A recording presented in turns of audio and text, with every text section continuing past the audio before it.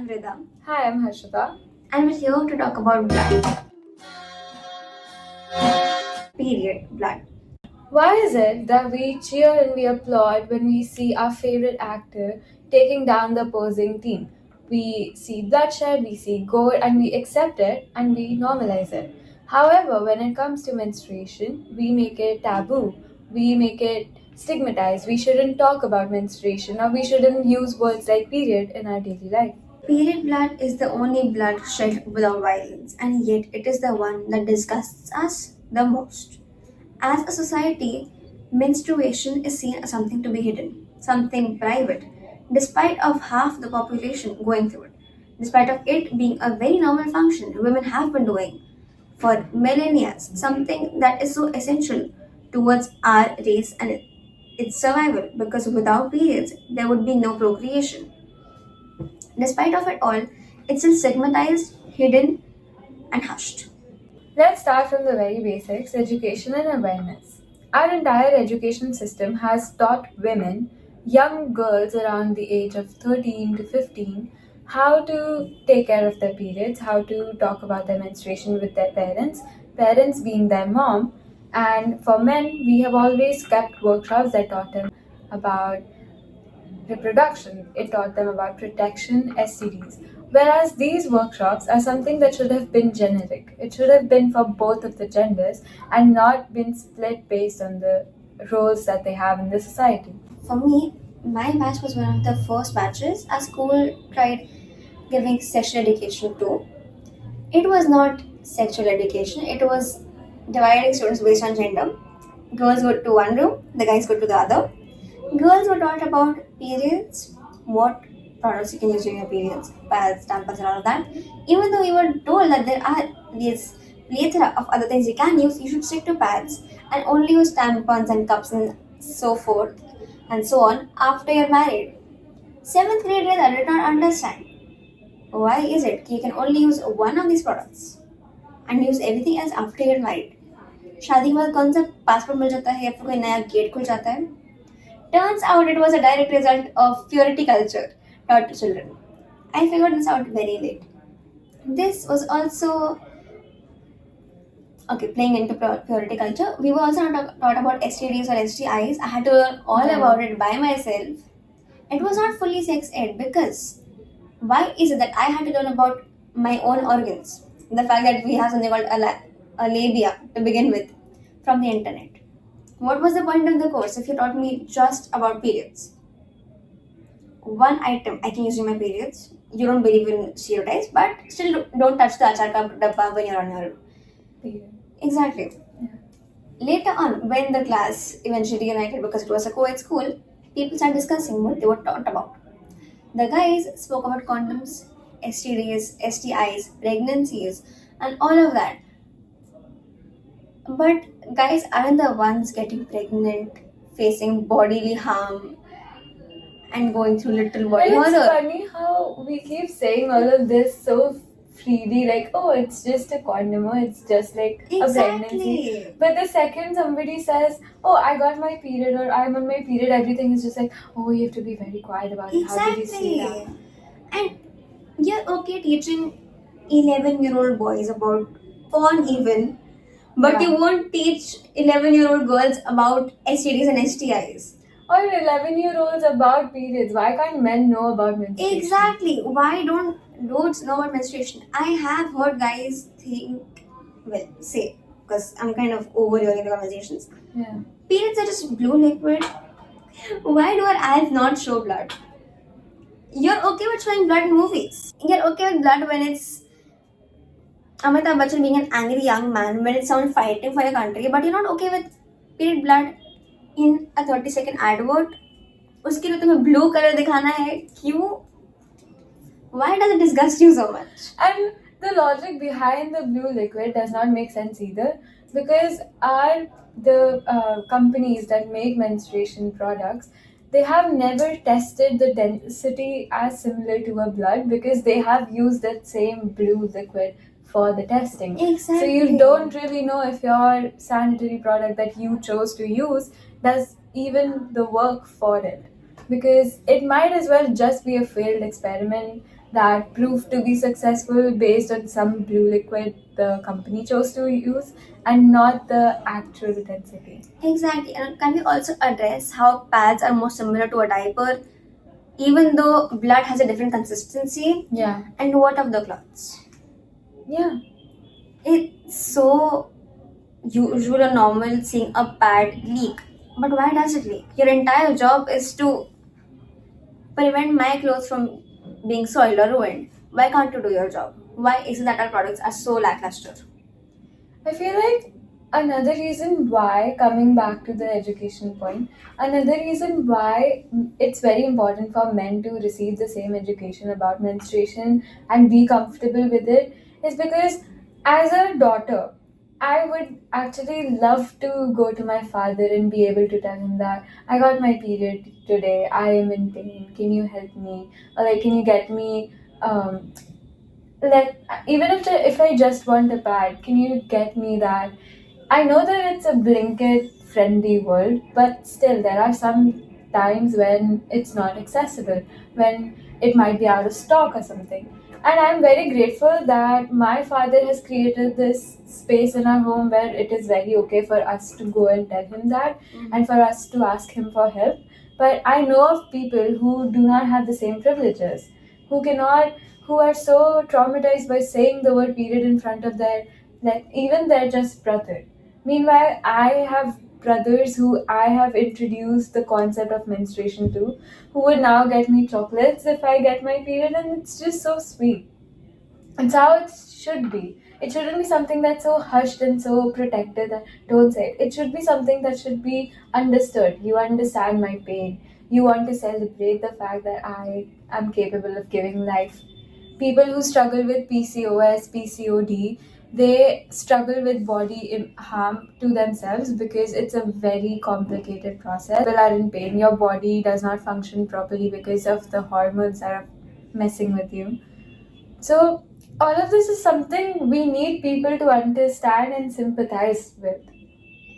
Also, coming back to PCOS and PCOD, why is it that so many women end up taking years to get a proper diagnosis? Why is it that most of your issues are either attributed to periods, hormones, or your weight? Why is it that so many doctors will not take you seriously if you're not with a man? Why is that even to get your own bodily autonomy, to get some sort of relevance or importance to your own body and your functions, you kind of have to get someone's permission on it? Why is it still? When the 21st century, we need doctors to trust us and to take us seriously because we are adult humans too. We are people. You can't just brush us off, our symptoms off, just because of three criteria you think are the ground bearers for everything that goes on with us. I agree honestly with your point when you said about people who are afraid of even saying the word, who find it so taboo. Right. And I feel like it's much more common with women of the older generation. Like for us, we Yeah. have had a lot of exposure to the internet.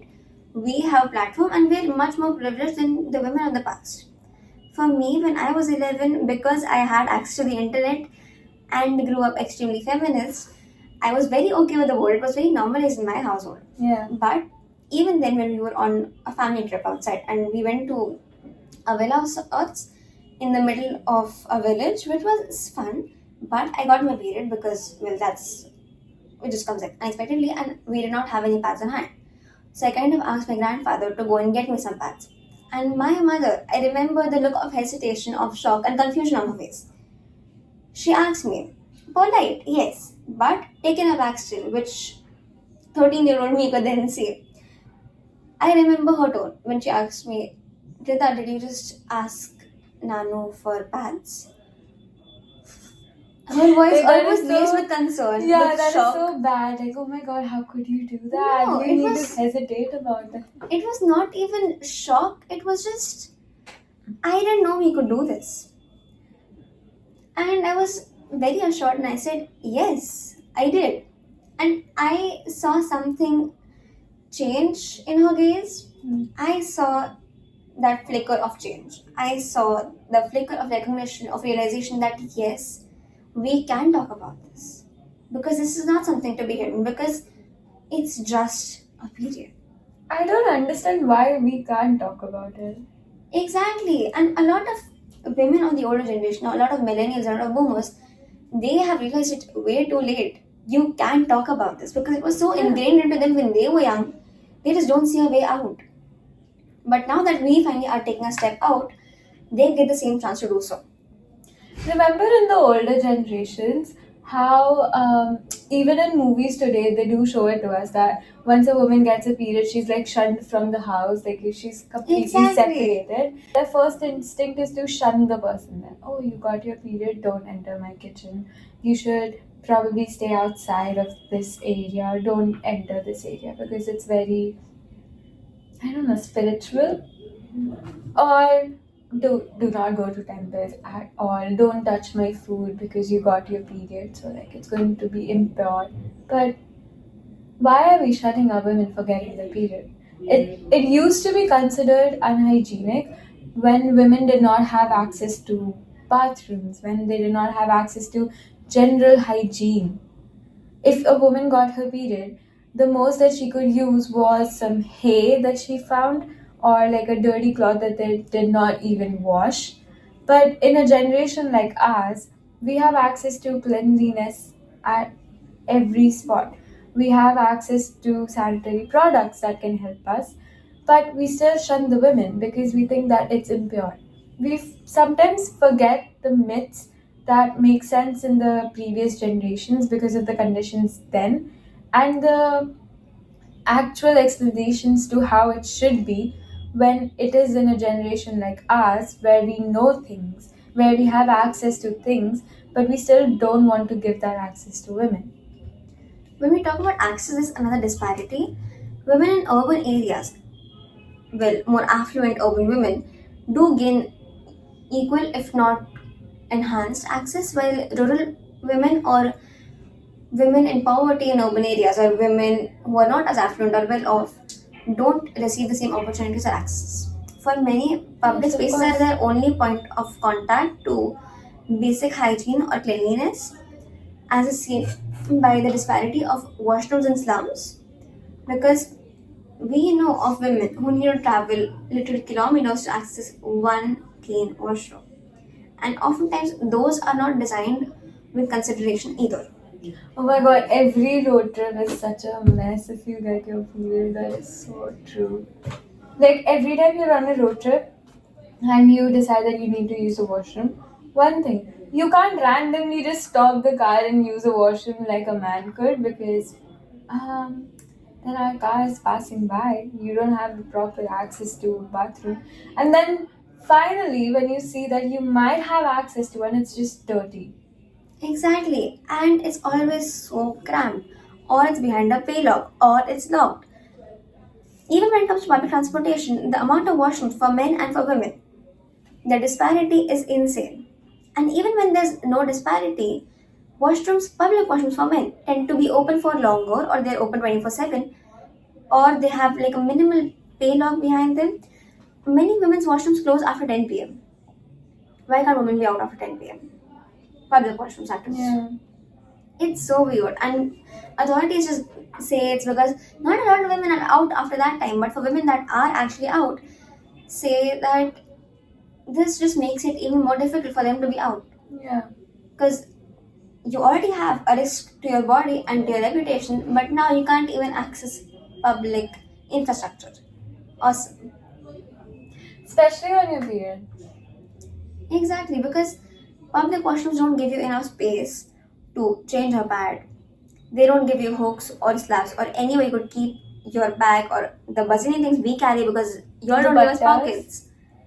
They're so inconvenient. Yeah. Unless you have a second person going with you, there's no way you can do it all alone. And if you do manage to do it all alone, with a lot of struggle, the experience is far from satisfactory. There's no proper way of disposing of a sanitary product inside the washroom, which is why it makes it more dirtier, it makes it more stinkier, so you don't want to use the washroom. There are no sanitary products available inside of the bathroom because there are no dispensers. And if by luck you find one, you need to pray to God that you have change in a digital economy world. Because who carries change today? No one. You still need change to access a sanitary product dispenser. And most of the times, even if you do have the change, you have everything, it is out of stock, it's out of order, it is broken, you can't access it. Something or the other will always be wrong with that machine. And to people who wonder, if we make it accessible, if we make it free, wouldn't women start stealing it? If we are stealing it, bring down the costs. Exactly, because pads are way too expensive. For something that is a basic necessity, we need some subsidies. Because poorer women, women of lower income households, they simply cannot afford to spend so much just to bleed. If you have the ability to design urinals next to bus stops for men, because if they are a commuter, they have an emergency, you should have the money to design at least one cubicle bathroom that is accessible to women while they commute every day. Because trust me, we do take the public transport. And if we don't, that's solely and only because we don't feel free enough to do it. We don't feel like we would be safe enough to do it. Also, when we talk about commuting, why is it that when these spaces are designed, the average user is always a man and not a woman? A neutral user is always a man's body and never a woman's body, even though the population is divided and equal, the rights are equal, but the execution is not, the design is not, the consideration is not, and this is what we need to bridge. To sum up what we've been trying to tell you in this entire video, We need to talk about this, society as a whole, because this is not just a women's issue. We need better education, we need consideration, awareness, and communication. we need better general public bathrooms. We need better brands that can make products that are actually women friendly and do not risk us of toxic shock syndromes. We need better places for women to communicate about it. And moreover, we need a more open society that accepts it. We need to, in today's world, we need to separate the myth from the science of it, and we need to start accepting that menstruation isn't impure. Got yelled at. Okay, guys, bye.